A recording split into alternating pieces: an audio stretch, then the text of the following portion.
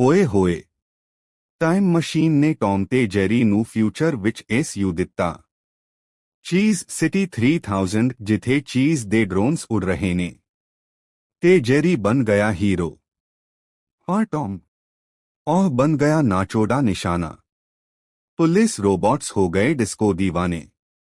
चीज कैनन ने मचाई तबाही ते एलियन बॉस झरको हो गया फुल तंदूर। हंगामा हो गया फ्यूचर विच फसाद।